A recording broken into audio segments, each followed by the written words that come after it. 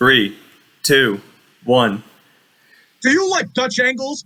Do you like unintelligibly filmed car chases? Or should we say, ambulance chases? Do you like inexplicable character arcs placed in the movie for no fucking reason? If so, then you might just like Ambulance. Hello, everyone, and welcome to a very special episode of Baycast, where we talk about the most recent of Michael Bay's directed movies, Ambulance. I'm your host, Jacob. Co-host, Mike. And we are joined here by a very special guest and friend, Petey. Say hi to the audience. Hi, I'm the special guest. How are you? I'm very good. Thank you for asking. So I think this episode will be a little more interesting than some of our other ones for a few reasons, but I'll just preface this by saying any like avid Baycast listeners, because we have so many, will know that me and my co-host here, Michael, generally agree on the actual quality of the films for the most part, because I guess we have like pretty similar similarities in what we like in film and just general film criticism, whatever. But not exactly for this one, I would say. So I've talked about I've alluded to it in some of the previous episodes, but I did watch Ambulance when it did come out in theaters, and I really liked it then, and I still like it now. But Michael, what did you think about it? I guess as part of my context, the reason this Baycast thing even exists is because we heard there was a new Michael Bay movie coming out after a fairly decent hiatus. So we're like, oh, we'll watch his movies, and either before Ambulance or through Ambulance. Ambulance came out in the theater near my house. I just refused to watch it. Which is great, considering by then we were like a little over halfway through. Or maybe around halfway through. Yeah, I think we're like covering the Transformers movies when it came out. I couldn't stand the shame of going to see the new Michael Bay movie, just on a completely superficial level.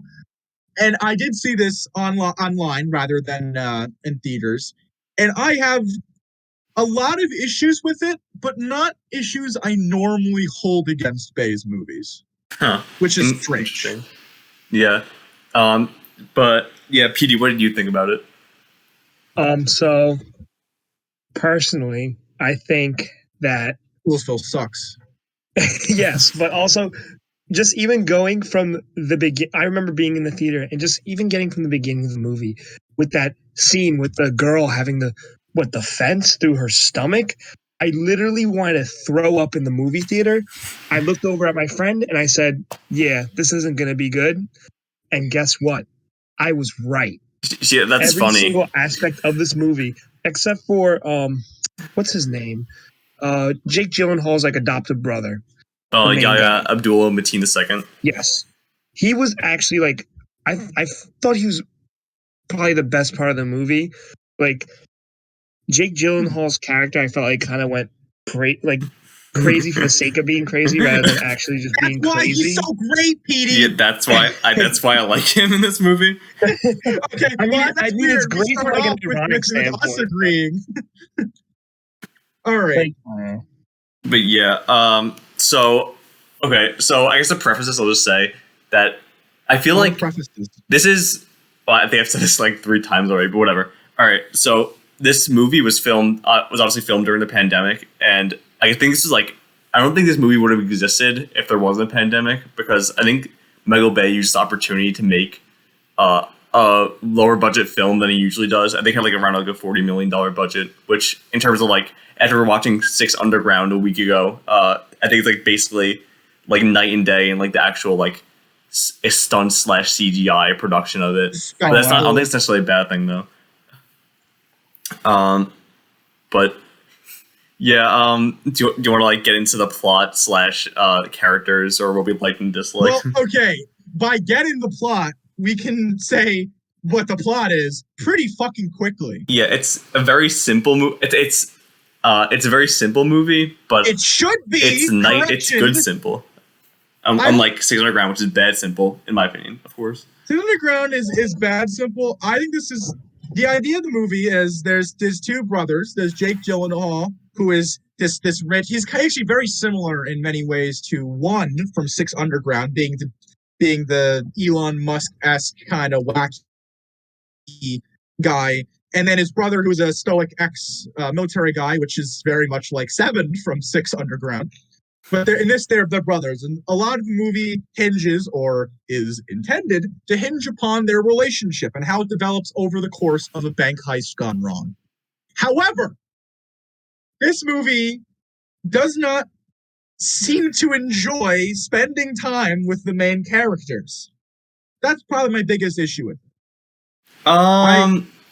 I somewhat agree. Like, okay, there is like a decent amount of side characters, but like, I think, well, okay, so obviously the movie starts with Yahya Abdul-Mateen's character. I believe his name is Will Sharp.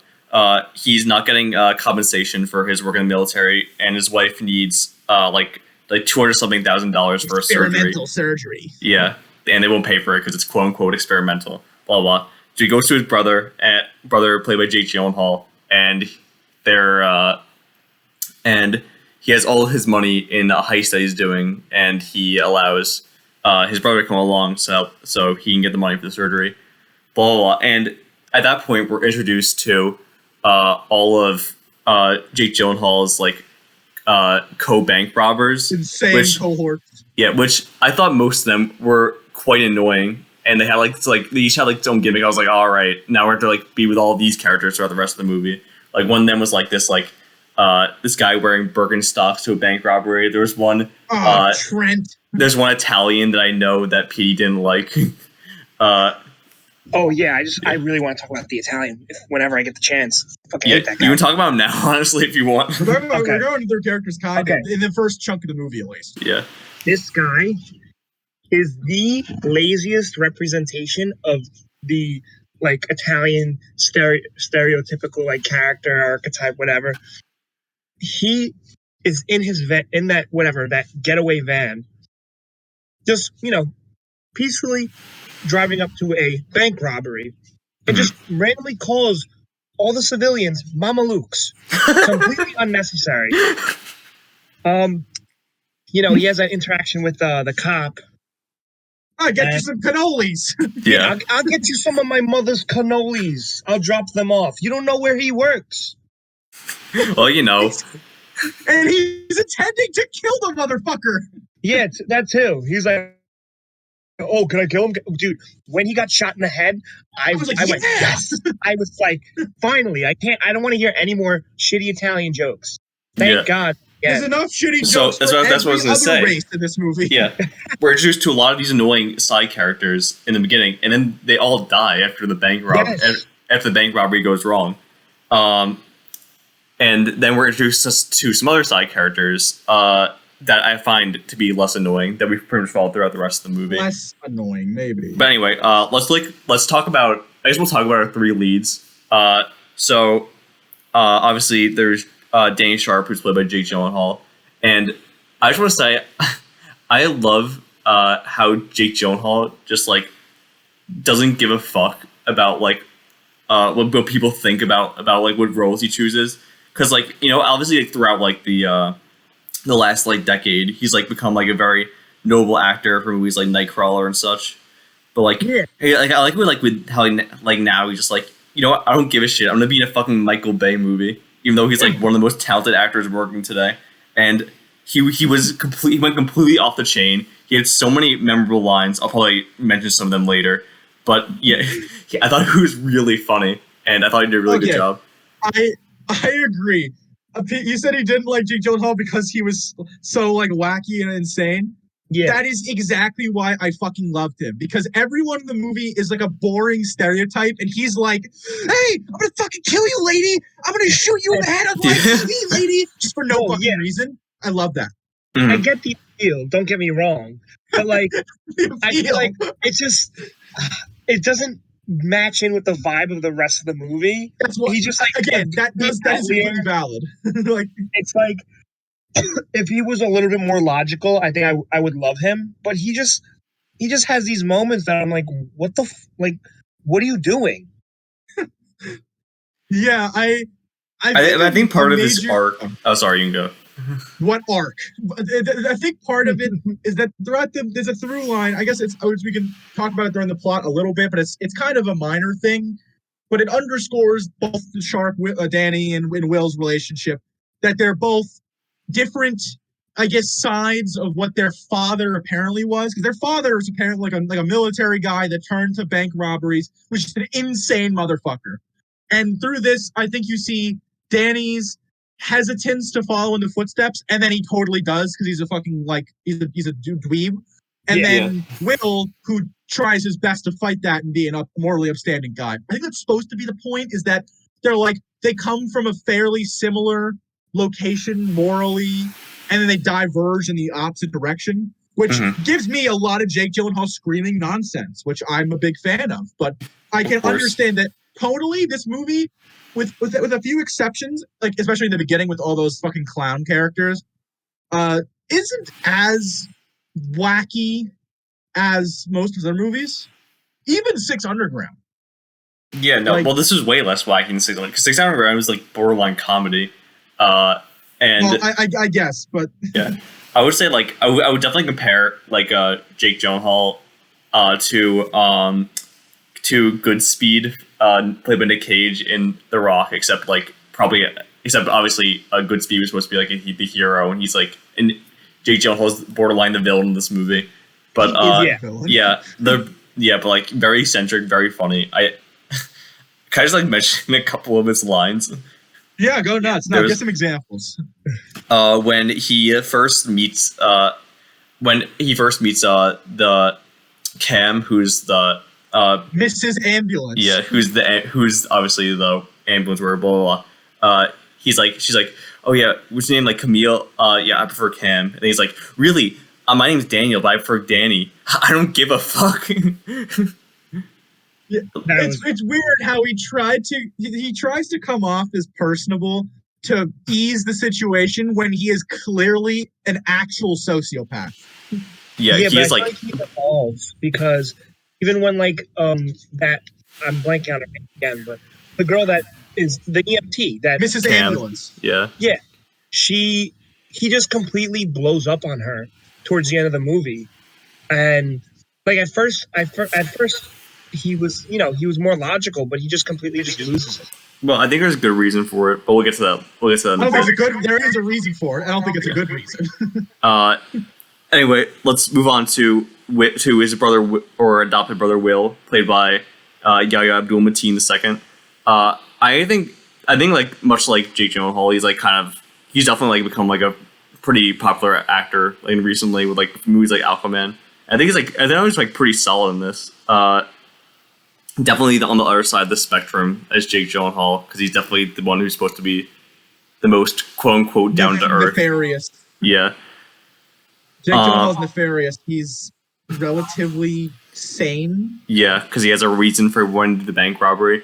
I just want to mention the line when he tells his wife that he's going to do a job interview instead of robbing the bank. He's like, oh, because he said it was gonna be for a forklift driver or whatever. It's like, oh yeah, that's good. You can drive anything. And that was the one of the most obvious nods into what he's gonna be doing for the rest of the movie. I've ever heard. But yeah, I thought it was pretty solid. I think almost anyone in this movie will say that he is probably the best part, because the character is written maybe not intelligently, but more grounded than Bay's characters usually. Not like Six Underground, where most characters are just boring, but he seems like a human. In the interactions, he is he is doing the classic Michael Bay, I'm going to lie to my family. But it's to put them at ease so his wife isn't afraid of fucking dying, Yeah. Of all the stupid shit in these movies and this movie, he's, as you said, he's one of the more grounded characters. And it's a good performance as a fine character, which is why he's probably the best part of the movie consistently. Mm-hmm. Yeah. And I guess we'll go talk about Cam, or his name, Cam Thompson, played by Isaac Gonzalez. Ambulance. Yeah, Mrs. Ambulance. And I'm not sure how you feel, but I thought she was easily the best woman in a Bay film. Like, I thought, like, I don't even think there's a contest. The fact that I'm inclined to agree is really fucking sad. Yeah. She was pretty cool. She was all right. I like that she's an EMT, so they could have gone the easy route and been like, oh, she's nice and loving. No, she's kind of mean. Yeah, she is mean in the beginning. Especially in the beginning. Yeah, so I just will mention, because like it's kind of arc throughout the movie. In the beginning, we see her save a child who from a car crash, and afterwards, she's just like very, very calmly, very well. She seems like very caring when she's actually there. Then afterwards, you kind of hear afterwards her partner's like, "Oh yeah, you heard about the girl? She's gonna make it," and she's like, "I don't care. I just do my job and get out." And then she gives off like 50s divorced housewife energy. Yeah. Just. Sorry, you can go ahead. Oh, sorry. There's just like a really good line that she says that it's actually kind of stuck with me throughout, like even after watching it. It said, she said, "The worst day of their life is a Tuesday afternoon," and I don't know. Okay, Jacob. You know that line because it was stolen from Street Fighter the movie. The day your village was burned down was the most important day of your life. Oh my god, you're right. I didn't even think about that. Best movie of all time. I have seen Street Fighter the movie, and you're right. Never mind. I take that back. Yeah, Street Fighter the movie took. Yeah, watch Street Fighter the movie. Oh my god, you're sick. You're right. You're right. This movie sucks. How I feel about that movie is how Jacob feels about this. Yeah. But yeah, just going back to that whole part where she goes from super sympathetic at the scene to just a complete douche towards her partner. They kind of never even like explored that part of why she's like that and why she loses. They address it, but they don't like explore it. So for me, it's like such an unnecessary part. Like, why even do that? Like, I don't know. Like, I feel like she should just maintain the like I'm the sympathetic like EMT or whatever, because that's how she is in the ambulance the entire time. Yeah, well, I think she just really wants to do her job in there for at least for a decent chunk of the movie.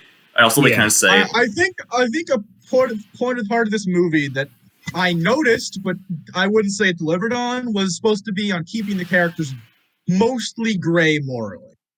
Some are closer to certain sides than others, and there's like 100,000 characters. So you get every single spot along the spectrum of morally good versus like nefarious and diabolical. And she's meant to be more towards the more sympathetic side with Will Sharp.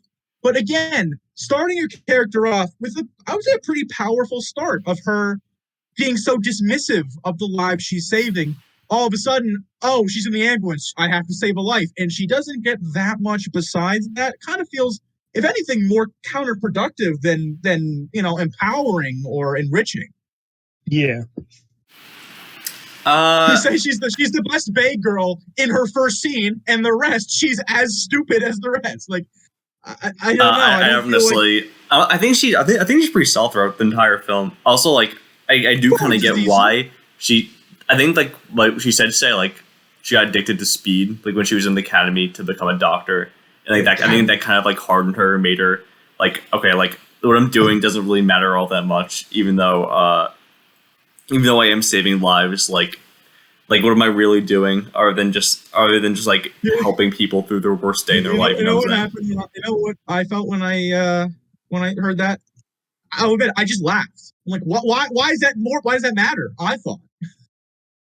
Like, oh, she's a drug. That's unfortunate. Could go to the academy. Okay.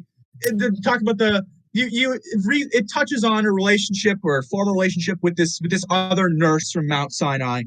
It is not developed, and it doesn't play into much of her connections in the movie.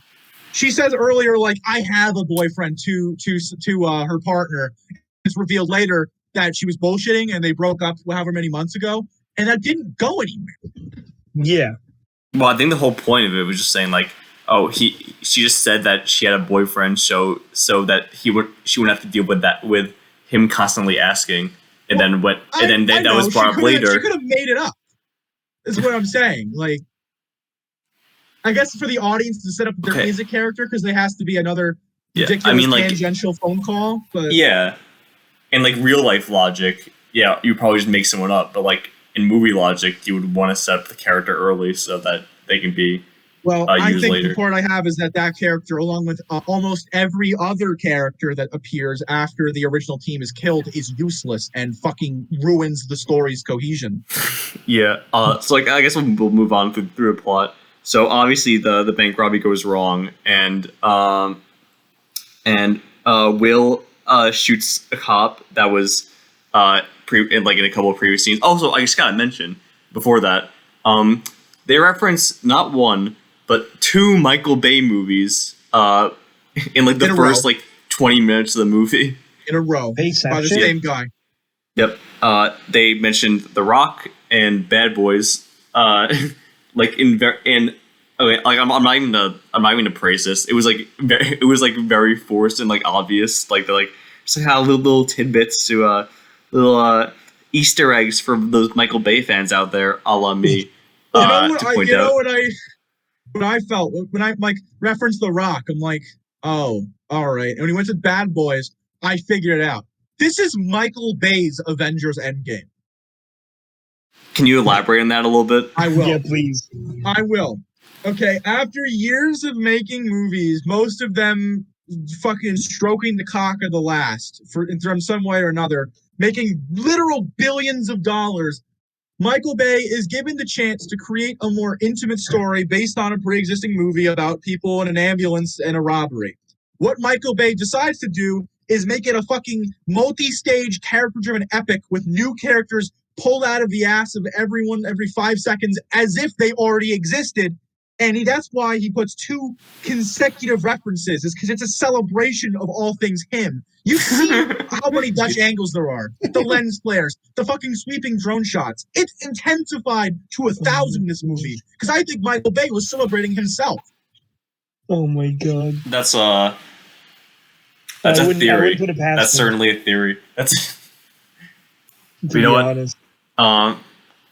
Yeah, I kind of get it. Oh, also, like, do you think like Michael Bay just like add those like obviously he doesn't like write his own movies, but you think he was just like, you know what, yeah, just like sprinkle that in and to celebrate me. You know what, that's kind of funny now that I think about it. I'll accept that. and I think if you like triangulate the Michael Bay lexicon in Armageddon, they reference what really happened to JFK, which is a pseudo plot point at the end of The Rock. So it's very possible those are in the same universe. That's Armageddon and The Rock. This movie, they reference The Rock and Bad Boys, which means that Armageddon is like in the same. Armageddon is probably a made up. Like I'm trying to connect all the movies in some fun way. I had this mapped out. Trust me. So Pearl Harbor, fuck, Bad Boys, and The Rock are movies in the ambulance universe. Mm-hmm. Armageddon and The Rock are in the same fictional universe. Transformers references Armageddon, which means it's entirely plausible that Ambulance and Armageddon are in the same universe. Dub. I know, I'm speechless. Really needed me to take 5 fucking minutes explaining my head off. I was sort of like twisted psychopath to get that out. But you know what? I think you're right. You cracked the code. It's I don't know. There's enough cross-referencing that you could probably make some actual connections. Yeah, maybe Bay just has this whole thing mapped out in his head of where these movies take place. Surely I don't. Oh my god! And Pearl Harbor connects them all because it's a real life event. Yeah, exactly. But Affleck was there. Oh, speaking of ambulance, what were we talking about again? Okay. The bank robbery goes awry. Earlier, the two cops are talking, and that's when they sprinkle in, slam you over the fucking head with a sledgehammer with The Rock and Bad Boys references, and then the other cop gets actually shot by not Danny, but Will, the more moral of the brothers. He accidentally fires on him, wounds him, not quite mortally, but a lot. And they find the ambulance of the EMT, so they decide to hijack it. Hey, EMT lead. That's where the my name's Daniel, but I actually like being called Danny. I don't fucking care. That's pretty much the first thing he says to the EMT, which is a pretty powerful introduction to like their own introduction. So one of the police officers is in the ambulance being helped by the EMT, but still under the I guess supervision of the two main robbers after the team's been killed. The partner of the cop, who he gets a lot of dialogue in that scene we were talking about the references he makes, that he does not speak the rest of the movie. He has maybe 2 lines cumulatively, which is he's supposed to be like another thing for the audience to attach to. I guess so. Well, that's a point I have is this character should be like people should connect to this for almost every character. I think that was. Maybe my Endgame that's a movie with a lot of Endgame and Infinity War. I guess it's more Infinity War than Endgame. A lot of perspectives that audiences might be able to individually see, like, oh, that's interesting, or I can see why they would do that, which is what this is.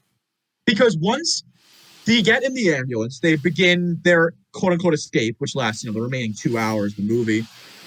They just literally keep adding characters. Like every 10 minutes, they'll fucking like open a door and someone will fucking waltz in. Oh, I'm Joe Shitball. I'm an old friend of Colonel Leonard Fuck's ass. Like literally. Do you want to mention a couple of them?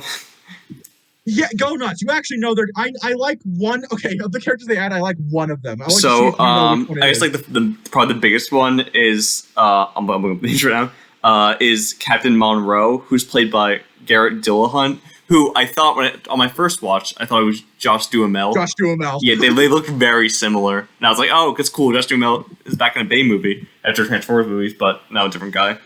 But I think they play very similar roles. He's basically the main cop who's trying to catch them. What else? There's the woman who's in the car who knows all of LA. Lieutenant Degazi. Sorry, I'm butchering the name. Yeah, isn't her shtick that she's like Polish or something? I forgot exactly what it was. Her shtick is that it's Michael Bay. Her I don't know what is her shtick. White. Her shtick is like, oh, my dad's cooking like, I don't know, some like Slavic food, and I have to get home on time, and I'm just like, oh my god. Oh, also the guy who went to college with Jake Gyllenhaal. Yeah, right. Anson like Clark is his name. Yes. Yeah. Also, shout out to a Michael Bay movie for not making like 500 jokes about gay people for a gay character. I'll give it that. It was groundbreaking. Yeah. When I saw the guy and his husband, I'm like, is this happening? Like, is Michael Bay not going to mutilate one of these people? Like, are they allowed to exist harmoniously? Michael Bay is woke now. Also, it's somewhat implied that Anson Clark and Danny fucked. Wait, really? Well, because I remember they said like they shared a bottle of rosé and like spilled like problems of like their spilled daddy issues. And oh my god, I didn't catch that. I'm not gonna say they did. Yeah, I'll just throw it out there.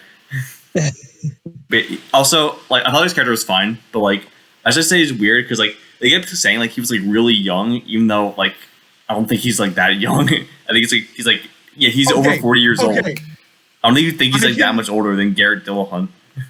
All right. Well, the commissioner's character he's like the guy with the Punisher sticker on his fucking Ford pickup.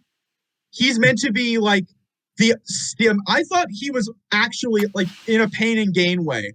I thought he was a parody of like a normal Michael Bay character. Yeah, a little bit. Allow me to. I feel quite confident in this because half of his dialogue is either "you young people" or he says something like, I'm a tracker. I'll be able to find these guys anywhere in the city. I'm a seasoned veteran. I'm able to track these guys. I'll trap them. I've got my divisive strategy. He's literally just spouting how good he is, and then he is continually outsmarted by the Sharp brothers every time. Yeah. I think he was meant to be like a joke character. He also his dog is Michael Bay's dog.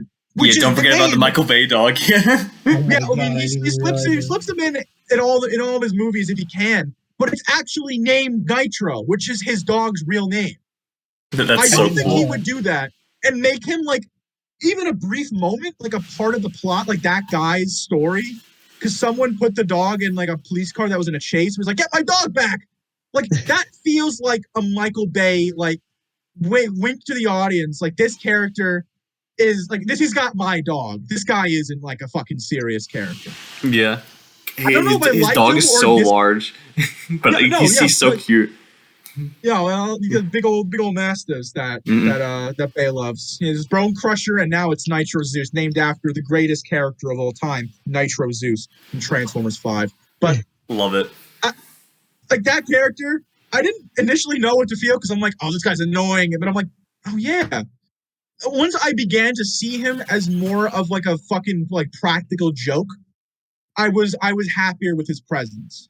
Because usually they'll either make a police chief like super competent or entirely incompetent, and this guy was in this like nebulous middle ground, which made me think that something was up. Because Michael Bay, like in his other movies where he has police chiefs or military guys, they're either like what's his name from The Rock, like super cohesive military unit guy, or Bad Boys, where a completely inept police chief can't do fucking anything right. Like we've seen in those exact extremes. So to not play into them made me suspicious from the get-go. Right. I would say it's a pretty good synopsis of his character. Yeah, I think he is kind of I guess it's kind of a tongue-in-cheek version of like those characters. And I think Garrett Dillahunt did a pretty good job at it. He did a pretty good Josh Duhamel impression, that's for sure. For sure. I mean, Josh Duhamel couldn't do a good Josh Duhamel. Like he couldn't be himself in Transformers 5. I'm surprised you got a guy that could. So I guess we can go down the fucking laundry list of random characters. The woman police lady. I like that she just didn't like any of the other characters. There's a big thing in this movie that no one likes each other. In classic Michael Bay, like Armageddon, Pearl Harbor fashion, everyone's constantly at odds. But her character was more reasonably at odds because she's like, "Oh, you guys are fucking stupid. Like, don't touch my hair. No, I don't have you time had a raccoon in there. I don't have time in my schedule for flirting. Like, just fucking busting out ways to dismiss everyone every time. Respect." He made the point that she's like, obviously, oh, it's funny because she's getting like she wants to get food, but. Like that's referenced like twice. I thought it was like mildly amusing that a police officer is so fucking dejected and bored that they're like, "What? Stop this robbery that's killed like 20 people. I gotta get home for like pierogies." Like, I don't care. That's hilarious. I think it's just me grasping at straws though, because I'm looking for like a genuinely well written 3D like 3-dimensional like character. In a Michael Bay movie. Yeah, you're not getting that. That part did annoy me after like the second joke. Like, oh my god, so. Yeah, it wasn't like a running joke. It was just like an incessant thing.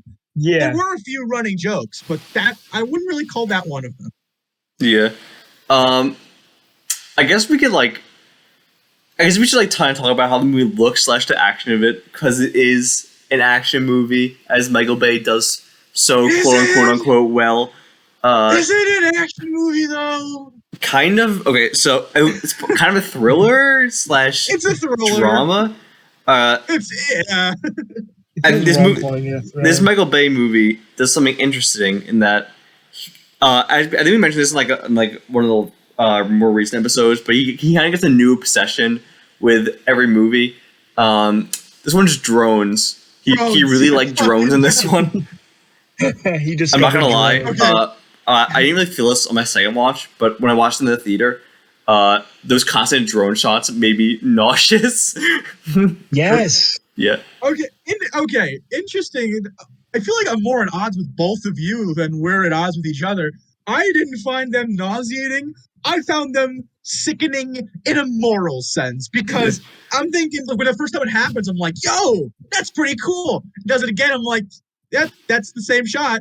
And then by the seventh time, I was fucking tired because it's not like Michael Bay is using drones to film I can only remember really one shot that uses a drone that isn't the exact same. Drone goes forward, flips 180 degrees, and goes down and swoops in. That he uses that shot like literally 10 times. And there's like two shots I can kind of remember, both of them that were following the iconic and titular ambulance as it's driving, but they were super brief. The panning shots with the drone, they you know what it reminds me of? Like a video game loading screen. Like every time it'll have to wait and buffer and show the same fucking animation. Yeah. And if he used it for any other kind of shot, I would say that's awesome. Like I almost like the way this movie looks. Almost. If not for those fucking shots. Yeah. I actually did watch a couple of videos like around the time the movie came out. Whereas like he had like I think he had like two of like apparently the best drone flyers like in America that like they like won awards for how good they fly drones or something like that, and like and he seemed like really into like these like drone like the drone shots and like you know how they like swoop and like go through with like areas they can never like actually film other than with drones. And I was like, okay, Michael, that's cool, but like what did they actually add to the movie? In my opinion, not a whole lot. But again, this is probably one of my only like huge criticisms of the movie. I still enjoy it for what it is, but yeah, I didn't love that. The rest of the movie is shot, I would say, comparably to 13 Hours, where it's technically pretty okay. The editing is obviously brisk and dumb, but I don't know if you'll be able to believe this, PD, but this is easily in the top 3 least edited to fucking hell Michael Bay movies. Oh, wait, I actually, speaking of editing, because this is something the people I watched with brought up, he uses straight up like iMovie font for like the titles and stuff. He does. Yeah. I think he actually did that in a couple other movies too. I was dying. This is not the first time. Really? Oh my! See, I gotta get on my Michael Bay shit. I think Six Underground might have had one of those default fonts. Transformers had its own crusty font. I don't think it was iMovie. Yeah, no, they had like that Transformer. Like, Transformers font. Yeah, they used it in G.I. Joe. Classic. But yeah, I mean, I think a lot of the editing with this. I mean, I mentioned I have a few fucking huge issues with this movie that are more specific than I guess most of his previous works. The way editing is about the Michael Bay standard minus those drone shots, but the way scenes are organized rather than composited is baffling. It's like he was looking back at his other movies. Oh, I should look at myself for inspiration and not anyone else because I'm Michael fucking Bay. What movies should I take the most from? And then of all the movies he went for inspiration, went to Transformers 5. He's like, oh, this aspect ratio made every test audience vomit. I'll keep the aspect ratios the same, but make it so no scenes have cohesion. This movie can be edited so almost any scene with any number of characters is in any order, and it would still be about the same. Which is not this structure. They're like, I agree to an extent. Outside of the first 30 minutes. Correction. I agree to an extent, but like at the same time, like, I feel like the whole idea of like a chase that kind of happens over the course of one day, I feel like I can't like really imagine other than like maybe like some plot points happening earlier. I can't really like the whole point of them is that like they're all just kind of like separate. They're all just kind of events that like get them away from the cops until they're inevitably caught. So like, of course, like you could like probably like switch a couple of scenes and not make a huge difference. But like I wouldn't say it's like a huge issue like you would say.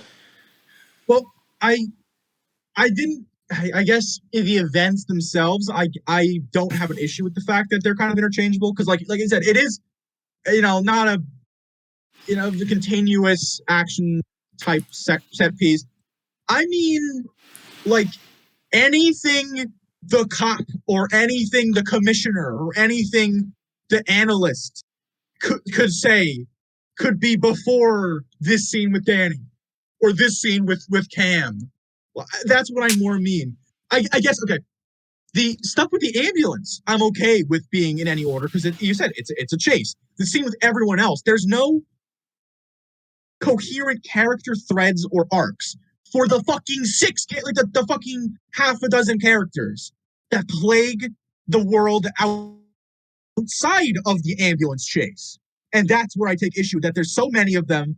They don't get anything to do, and what they get to do is borderline inconsequential. Yeah, it's fair enough. Danny, Will, and Cam. That I don't even really have that much issue with most of that stuff. It's not perfect, but it's the best shit in the movie. I'll admit that. Like the seeing the cool-headed Will butt heads with the American Psycho Danny is like it's interesting because I guess we can mention this because after the heist fails, it is mostly just continuous random stuff happening. So several times culminating in the end, just disagreements where it's like Danny, you're killing people, and then Danny's like, oh no, we're not. We just got to get home. Nah. And it's clearly pushing off the weight of being a fucking terrible, murderous human being. Yeah. And it only really comes into play at the end where he gets fucking murked. Yeah. But to say the least. But at the same time, it's hard to say there's like this development because the movie starts. Will has a lot of faith in Danny despite his obvious insanity. And Danny, despite his obvious insanity, has quite a soft spot for his buddy Will. And that doesn't really change. It's quote unquote challenged. It's quote unquote questioned, but it's not shaken in enough of a way to make the drama really work that well. It's fun to watch them bounce off each other, but as a character, like not only a character study, but like as a character story, it's quite hollow. By the end. Yeah. I mean, like at the same time, okay. Like I'm not gonna say it's like this is like the best characters in any movie I've ever seen or best character dynamics I've ever seen. I think Nitro Zeus. Yeah, Nitro Zeus.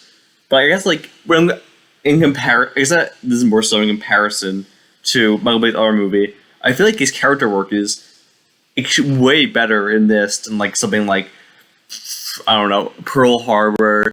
Armageddon, 6 Underground, shit like that. We're just like so basic and so predictable and so borderline offensive that like you just can't. It's hard to even watch what you're seeing. I feel like this. I guess I more so to praise the screenwriter here. That I don't know offhand, but yeah, I think his character work here was like pretty solid. You know who wrote this movie, Jacob? Who? George Lucas. Did he actually? Did he? No. But I agreed that the character work with them is more engaging than previously, but I think everyone else. You know what I forgot about? I forgot about like 6 characters and another 5. There's a fucking like evil crime family. Yeah, I was gonna mention that. We literally forgot to mention them. They were so like I don't know. They were funny but weird. Poppy was the main guy. They were like Far Cry villains. And I feel like Michael Bay was definitely a little racist when he wrote those characters too. He didn't write them, but or film them. A little racist for Michael Bay is the same as not being racist to someone else. Yeah. You should watch Transformers 2. Oh yeah, no, it's great. It offends effectively. If you watch Armageddon and Transformers 2, you'll hit every single conceivable race in one go. For 5 hours, pure destruction of cultural barriers. Not in a good way. Like with a sledgehammer way. Yeah, like annihilation of cultural barriers. Annihilation of cultural integrity. Speaking of cultural integrity, they have the generic ethnic mob of people. I mean, they're like, you're saying some of the character work is better than the Michael Bay movie. These guys felt straight out of Bad Boys. Like, yeah, for sure. Poppy felt like a Bad Boys 2 villain. He felt like a better villain than he was a better villain than the first Bad Boys, I'll at least say. And he's like, what? Like the fucking fourth villain in this movie? Yeah, I mean, depending on who you count as a villain. I mean, yeah, number one, Danny Sharp. But oh my gosh, yeah. After you guys get after this part, there's a scene that I want to bring up that I find really hilarious. I think we could go. I mean, we're going to say, what do we say about the mob? They appear, they're a threat. They don't like cops. They threaten people. They have guns. Boom, there, characters covered. Yeah. One of them dies. Poppy gets sad. Anger. Sorry, you can go now, Petey.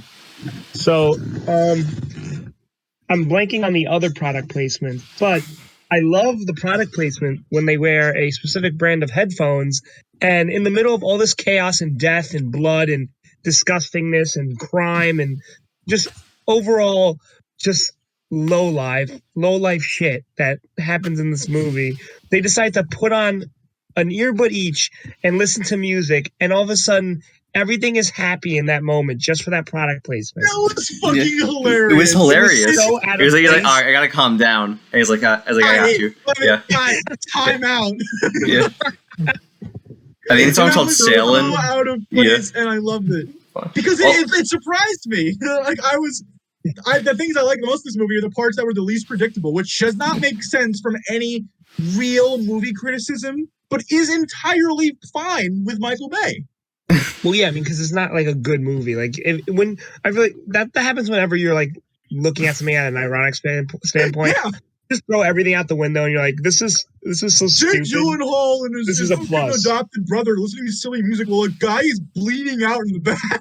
Yeah, I think that's why I can enjoy the first Suicide Squad so much, because I just laugh at it and how bad it is. It just ends up becoming a good time. That's how I felt in that moment with the earbuds, whatever. Also, from there, that's pretty far into the ambulance chase. Sorry, I didn't really get that one out. You're right there. Ambulance. Remember when they played the song from the trailer? Yeah, I was actually just going to mention that. Yeah, so for most of the movie, I was talking about the score. For most of the movie, it's just basically just the orchestral score by it's by the same guy from 13 Hours and Six Underground, Lauren Ball, or whatever how you pronounce it. I think this is definitely his best from the previous two, because like the 13 Hours is like borderline plagiarism with a couple of the songs. And Six Underground actually plagiarized from 13 Underground. Wait. Six Underground plagiarized from 13 Hours. There we go. Yeah, but I think this one was like with numbers. Yeah, I thought this one was pretty solid though. But I will mention, just like pretty much out of nowhere, they start playing California Dreamin', which was played during the trailers.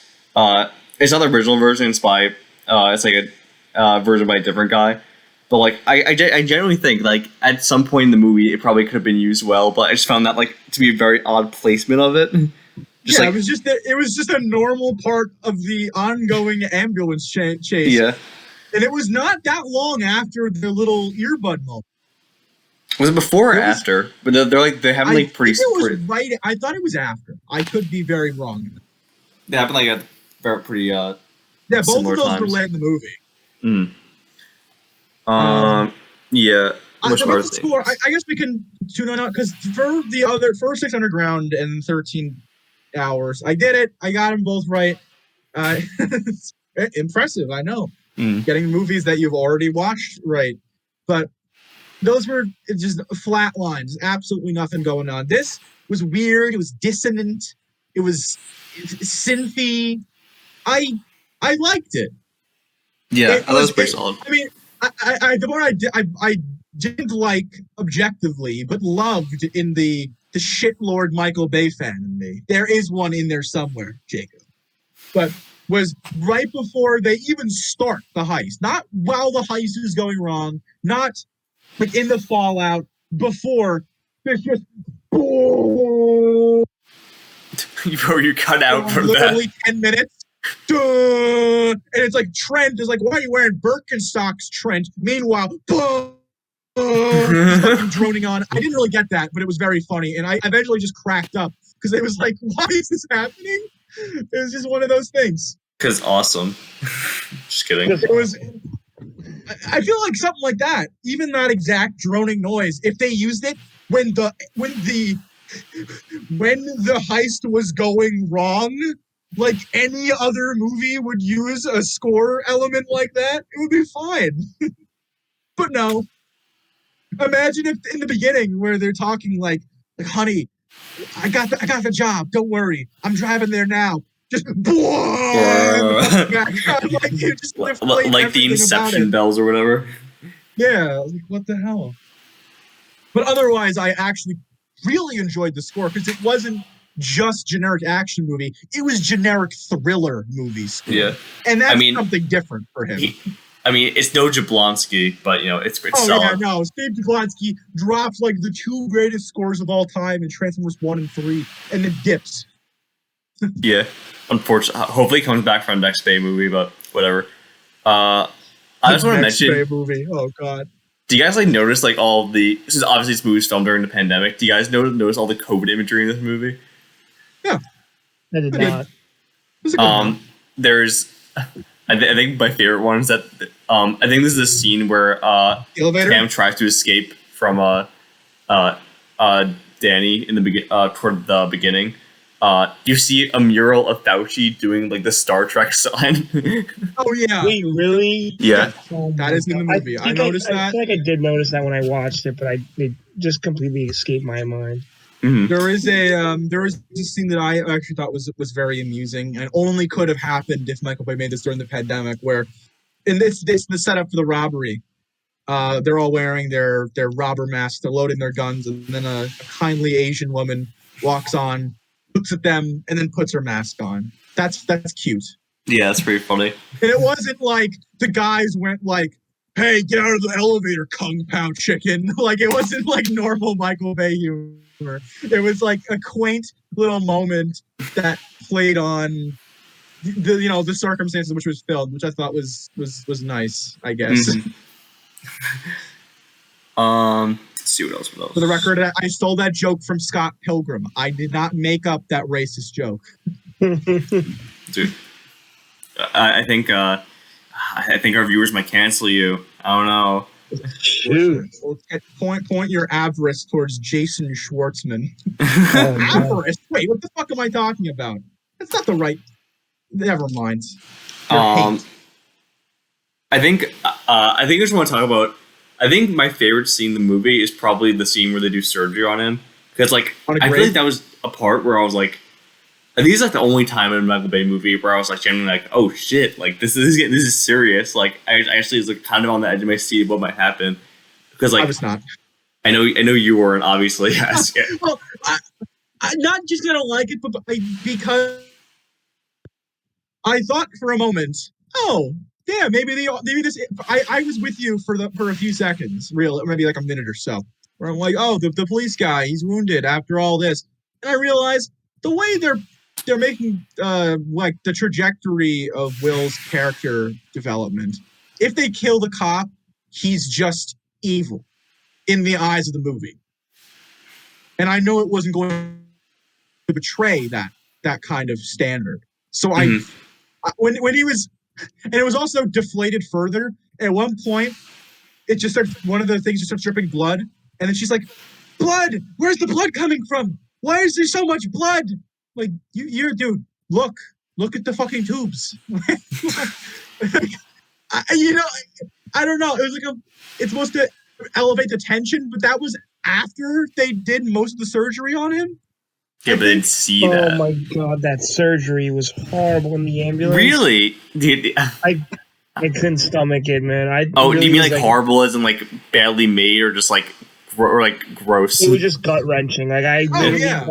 almost left the theater just to like chill out for a second. It's funny because I recently saw the movie Men, which has some of the grossest body horror I've ever seen in a movie. Really? So comparing to that is like, and actually I saw Men, then I rewatched Ambulance, and comparing to that is like child's play.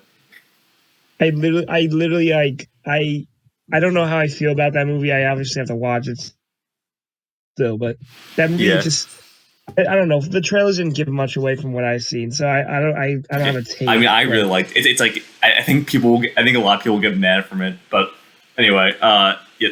Off topic. Yeah. Watch Men if you want. Watch Street Fighter the movie. Yeah. Yes. I'm still so mad. I didn't even realize that they literally stole that line from Street, or they basically stole a line from Street Fighter the movie. Come on. What did they mean by this? Yeah, I'll have to inquire. Go to his house. Yeah. Yeah. I enjoyed the surgery scene a lot, and like I think like when like seeing like the spleen burst or whatever, and like I was like, holy shit, like this is fucked up. And like they put the hair clip in. Spleen burst. I'm like, oh no, the spleen burst. And it's like, can you stabilize it? I'm like, oh, they're gonna stabilize it. Okay, like yeah, okay, yes. Like if you're actually looking at it like in terms of plot progression, then it wouldn't make no sense for him to die there. But like I don't know, I thought it was well executed. For what it is, it's not badly made. I couldn't take it as seriously as the movie I'm gonna say wanted me to, on account of the fact that I know that the pieces have to fit in place. This isn't the kind of movie to subvert that much. Right. The only point that I was actually concerned with when they ended up in the drug cartel Poppy's area, and then Cam opens the ambulance door and she just fucking nails Will in the shoulder. I'm like, oh shit. Yeah. That actually surprised me. I'm like, oh no, he might die. He might be like, oh, goodness dies with him. Like, I don't know. I felt like after Pain and Gain, I'm fully accepting of Michael Bay movies where the end is just like, no one wins. Humanity is doomed. That set a precedent. Did you guys notice, I guess this is jumping ahead a bit, but when you mentioned her shooting Will in the shoulder, do you guys notice that there wasn't a bullet there? Yep. I did not notice that in the theater. I'm not even sure. I'm fairly certain there was a bullet when I saw it in the theater. I remember like looking at the bullet and following it. I mean, obviously, like I can't like go back in time and see it in the theater now, but I do remember seeing a bullet. I didn't see it on there when I watched it online. It wasn't there. And also the thing is, even though I'm pretty sure actually. The rifle that they shot Will shot the cop with mistakenly, the bullet was there, and they had to remove it from the innards. That was the point of that scene. But when Will is shot with a handgun, there is no bullet, and it's implied to have gone through him because they don't remove a bullet. Yeah, Come on, guys. I guess so. I guess you're looking that way. Come on, Mike. You're better than that. Okay, what else was that? Fuck. So I guess I guess the black stereotype. Black stereotype. Oh yeah, yeah. Because I was gonna bring up like what scene with him. So there was like that. There was the scene that happens. I would say like kind of like not early to the movie, but like somewhere toward that before the halfway point, where Jake Gyllenhaal calls the guy to like get all the one of his friends, I suppose. Yeah, to wait, does he calls the cartel to get the ambulances together, right? He calls that was after Will talks about we go under one bridge and we come out as three. It's an old military trick. So So he calls him to like I guess like get shit together, and there was like. And like he was like hyper fixated on like the flamingos for like a different thing that they were doing, and like he like kept bringing it up, and like I think it's like probably my favorite line in the movie, or my second favorite line in the movie maybe, where like Jake Gyllenhaal is like, "Leave the flamingos alone. They are two separate events." Yeah. Yeah. He's the only one that like is harping on this pointless thing. Once again, I like that character in how unstable he is. but it's not like he's written well. He's just written stupid, and I like that kind of stupid. Yeah. When he's going on an insane, like me, a lot like me on Baycast, insane tangents about nonsense. Yep. That's why I relate to him. But in this, he's always going between like something serious and something like completely nonsensical. That line I like, and I also really enjoy right after he's like, I don't give a fuck what your name is, Cam. He's like, hey, I'm sorry for pointing a gun at you. I wasn't gonna kill you or anything. It's part of the job. And then later he friends her with a gun again. At the end of the movie, he is literally going to shoot her in the fucking head on live television. So like great integrity. Yeah. But he says something like, I am going to shoot you in the head on live. He says that like, exactly. Yeah, almost exactly. Yeah. But what was your favorite line of his, Jacob? I think I might know, but well, there are the two I previously mentioned, and okay, like there's like one like the obvious like trailer line. We're not the bad guys. We're just the guys trying to get home, which is like really funny. But there's another one I actually want to bring up. Lay it on me. Lay it on us. I forgot the context of it, but I did write this down. Is that, hey, vampire princess, are you done? Are you done sucking the life out of every person in this ambulance? That was my favorite fucking line. Yeah. That was when she was trying to be nice to Will. And yes. And he starts off like oh, I thought when he starts the line about like vampire, I'm like, oh, because she's like an EMT with the blood. He's like, sucking the life out of everyone in this goddamn ambulance. Like that was my favorite line, and I don't know how I forgot that. It's like so fun. It perfectly encapsulates his character, and I think that's why it's so good. Yeah. So I guess I'll bring it up. So like, after like like the scene where like he calls the guy, the flamingo guy, to get his shit together. Like he goes to the spot where the cartel like has all the ambulances, and he paints the ambulance that they're driving green. I guess like so they can infuse it with a different car or whatever. It's reference to Transformers. That's the color Ratchet was. Right. Yeah. Neon green. And like during that part, like he was like, oh, do you have? I need 5 hours to do it or something like that. He's like, you have 45 seconds. He's like, it's gonna be sloppy. And then like 2 minutes later, it's like, hey, asshole, 45 seconds. Yeah. And then it's like, what the fuck is he even putting time restraints on him if he doesn't care that much? It's great. He has the same like cursed energy as Cyrus the Virus from Con Air. He's like the perfectly hateable like fucking shitlord. Yeah, I would say that too. Yeah, I think Con Air is basically just like a Michael Bay movie that he didn't make. So yeah, it's the best Michael Bay movie as well. Yeah, go watch Con Air. What are you saying, Petey? I saw the frog have some green circle around it, so that means. Oh, it might have been noise from me. I can't believe how dare you make noise on our fucking podcast, you insolent shit for brains. I cannot believe it. I'm sorry. I'm the podcast boy. I'm the one who podcasts. You need a very high IQ to understand ambulance. Yeah, you do. That's true. That's what I'm saying. That's what I've been trying to say this whole time. Ah, God. I'm sorry. I haven't been listening to you. I've been listening to the voices telling me to talk about ambulance. That voice is Jacob. Hell yeah. But yeah. So I guess we'll just like kind of go through the rest of the movie.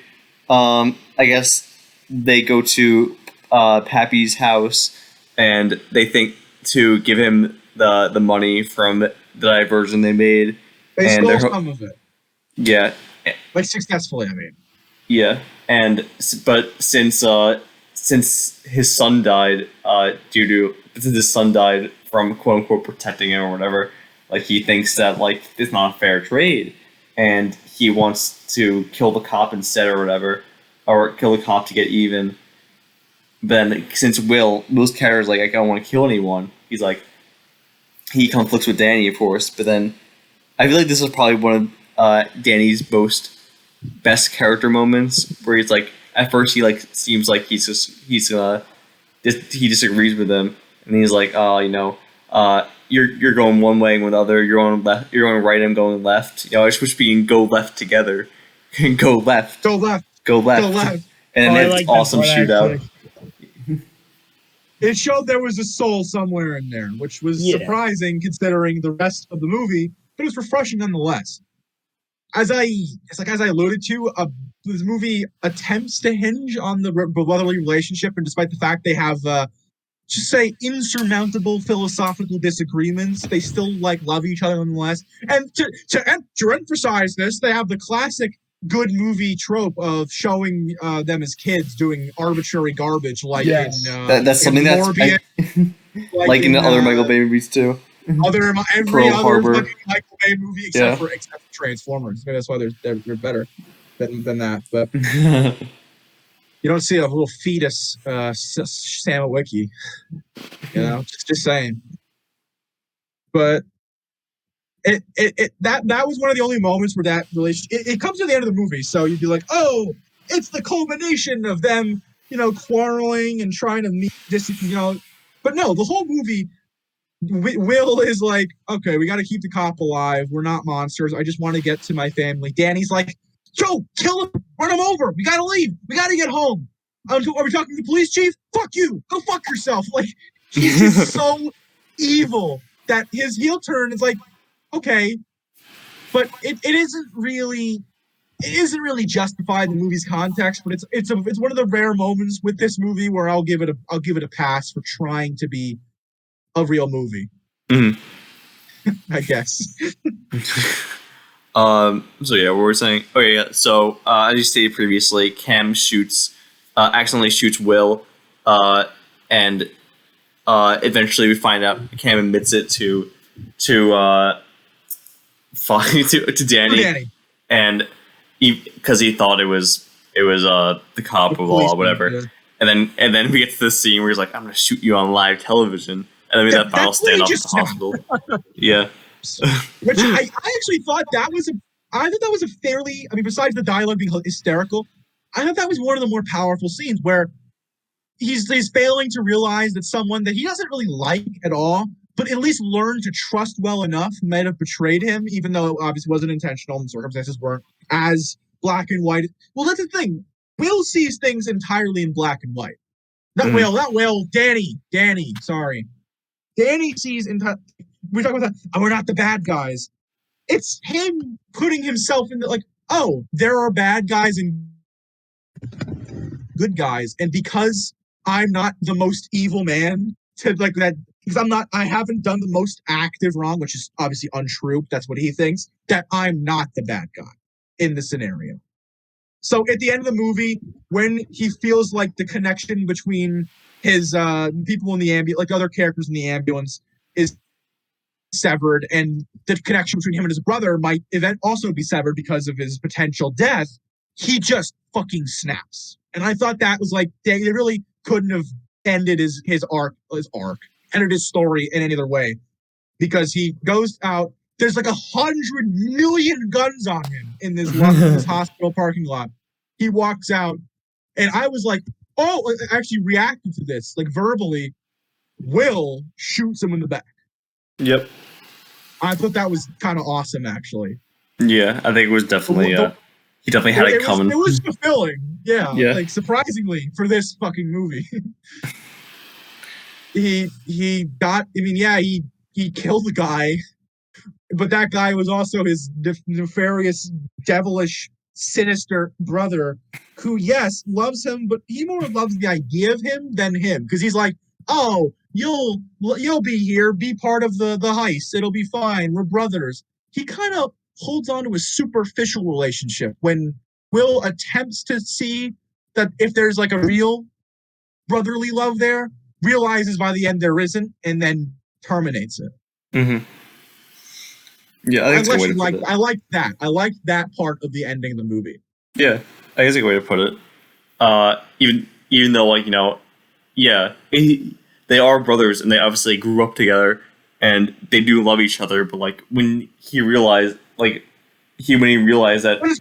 Danny was actually going to kill her, then he wanted to do the right thing and not let his innocent person die because of his selfless actions.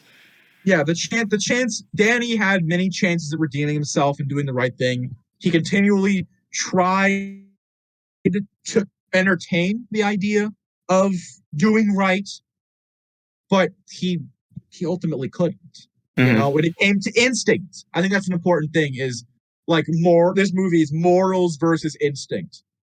The instinct after shooting a cop, Will goes, we have to save him. Danny says we have to go. And at the very end, Danny goes, I have to kill the person he thinks killed his brother. His brother says that can't be. I thought that was a good way to bring that around, even if everything between it sucked dick. But I mean, I agree with you in that regard, but yeah, it's a good way to put it. I guess to wrap things up, we'll just say, Danny dies, and Cam gives Will's wife the money to pay for his surgery, and it falls all over the ground. I'm guessing they scoop it up. Yeah, and even though Will shot the cop said, instead of like ratting him out, he's like, that man saved my life. Because even though he did shoot him, he did save his life too. Several times. He gave transfusions. He decided to come back for him. After accidentally doing the wrong thing, he did the right thing a series of times. And I think that was a good moment as well. But it was also, it was set up in a very cheesy way where it's like, which man shot you? And he points to Will and he goes, that man. Dramatic pause. Saved my life. Yeah, like, it was guys, cheesy, but yeah. Like, come on. Yeah. You don't deserve cheesy. Dude, all the cheese died with Gyllenhaal. Don't try resurrecting it. And the movie ends with Cam going to the girl she saved in the beginning, and actually, caring for and seeing the people he helped saved and actually caring about them. And that's how the movie ends. And that's Ambulance, guys. The movie should end like that, by the way. I was so relieved when the movie finished. I just want to let you guys know. I just wanted to watch it again. And I didn't really care. Oh my god. But I just went on a huge rant about how I like the character work. But then I'll bring it back to, but I hate this movie. Because there's ideas. But you hate it, though. Like. But I hate that it squanders things I like. Like, if it was more if they cut out 90% of the tertiary characters and focus more on we talked about how the development for Cam felt kind of incomplete outside of the beginning, one scene maybe in the middle, in the very end. I think more time to get her character out, because I'd say she's probably the best main character woman in a Bay movie, but she's also an incomplete character. Yes, and I think that this movie overall suffered from spreading itself too thin. Like, it could have been much more condensed. Like, yes, even just the whole past the half hour, once they get into the ambulance, I feel like just the whole ambulance chase is such a stretch. Everything happens, something happens. I mean, stretcher keeps on happening. They just keep on stretching it, and I'm just like a stretcher. Yes, thank you, Mike. An ambulance. But you get what I mean, like. No, they totally tried to stretch out the plot. Yeah, I mean, like every single Michael Bay movie, it does run a little too long. I feel like this one's like less guilty of something like obviously like the Transformers movies and shit like that. But yeah, I think they could have cut like 15 minutes out of this movie, and it would be fine. I think they could have cut a little more out. Frankly. Yeah, I think they could have cut a good half hour. I think this could have been a solid hour, like 45. Yeah. The original Danish movie this movie's based on only had like a 75 minute runtime or something like that. But apparently it wasn't that good either. While talking to you guys. Yeah, they're having a commissioner chasing them. Not the worst idea. Almost every movie was like a heist or a criminal has one. But in this movie, we expressed at length that he's essentially we assumed he was a parody. You know what that means? He doesn't do anything, and you can't take him seriously. So why is he there? Reason. It could have been. I mean, honestly, for all the weird characters, all the police, like like FBI, CIA, fucking Joe Schmo, fuck you, fuck Jake Gyllenhaal, whatever. Like all those characters, it really should have been the characters in the ambulance, the four of them, the police officer who was the partner of the guy who got shot, and then maybe if you wanted to squeeze in some of the mafia stuff to show like the derangement of Danny and how far he's willing to go to kind of, I mean, the point that this movie stretched out, I agree. I think it should be cut down. But the fact that it goes on for like a whole day is mostly Danny just being a stubborn asshole. Yeah. That's exactly what they could have. If they tuned the scenes with like Poppy and stuff to be more focused on like Daddy, you're wasting our resources and our time. What are you gaining from it? You got the money. What now? He's like, oh, we gotta get home. Like making him more laser focused on like fake heroism and trying to do right by his brother would have made his character better. It would have made the scenes with the mafia more like impactful, because then them getting crossed by them would be like, oh shit, our actions have consequences, which doesn't really play out because they just have a stupid 2-minute, with all the buildup that everyone gets. The commissioner, oh wait, does the commissioner die? He shot. I think he gets shot. Yeah. I don't. Do we ever see him die officially? I think he gets shot. Minigun. I'm pretty sure he gets fucking mowed down by the minigun. Yeah, I think you're right. Yeah. But like, also he just dies to a minigun. Like what? All the time with that character, I'm the greatest tracker. Oh, whatever. He dies in like to like an inanimate car, like a fucking self-driving Dodge Challenger with a minigun in it. Like that's so dumb. Like that character could not have been made Breaking Bad reference, perhaps. But like, there's so many unnecessary threads. There's so many threads that could have been made purposeful that were left hanging or cut short with no explanation. And it leaves the parts of the movie that I think are genuinely good or might have been genuinely good completely fucking destroyed.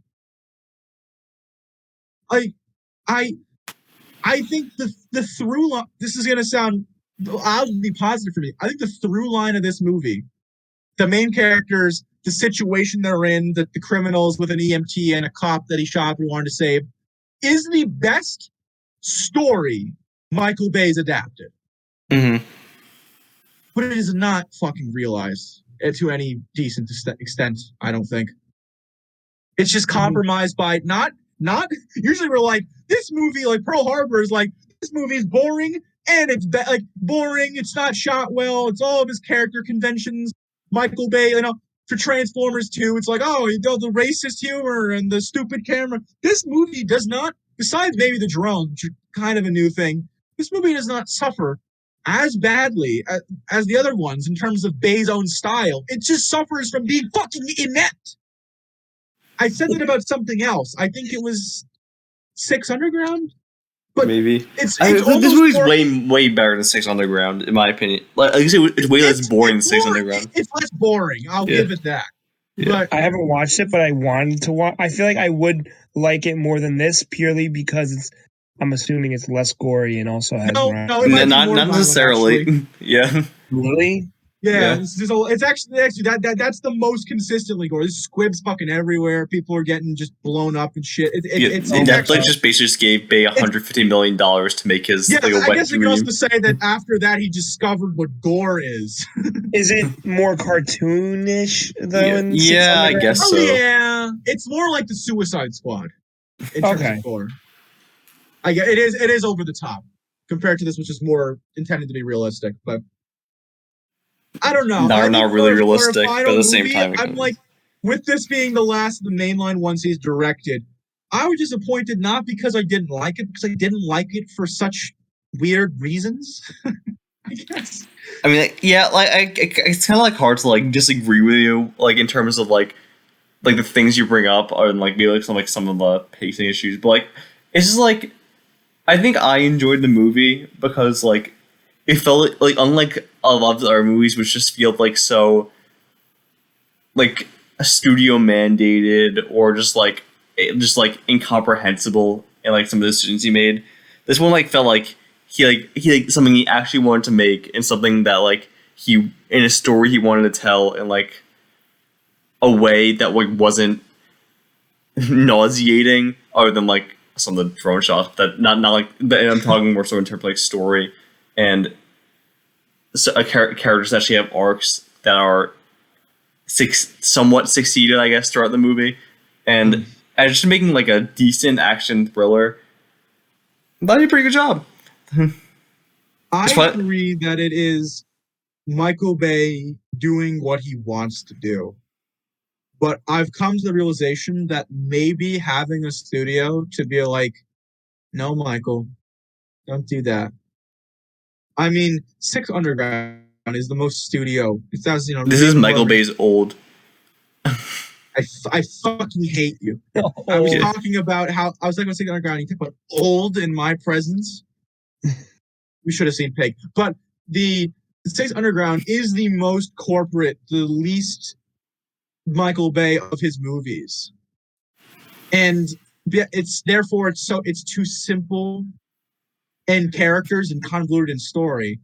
This is all Michael Bay, and yet